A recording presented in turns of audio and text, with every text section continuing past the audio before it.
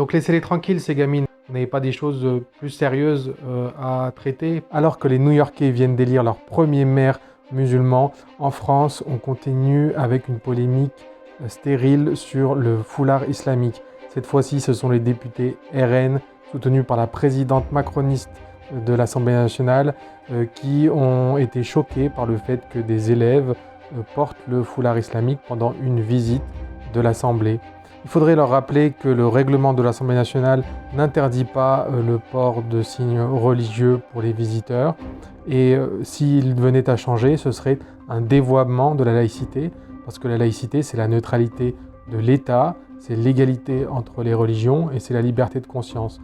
Et en aucun cas, la neutralité des usagers ou des visiteurs du service public ou de l'Assemblée nationale. Pendant des années, les signes religieux ont été tolérés à l'Assemblée nationale.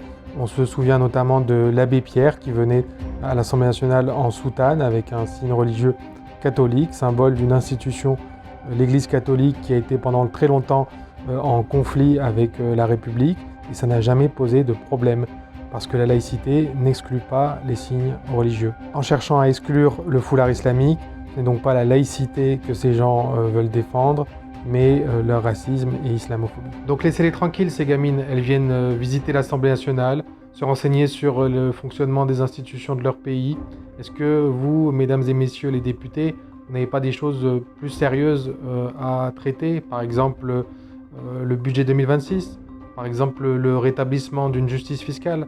On a appris récemment que les milliardaires payaient très peu d'impôts par rapport à la majorité des Français.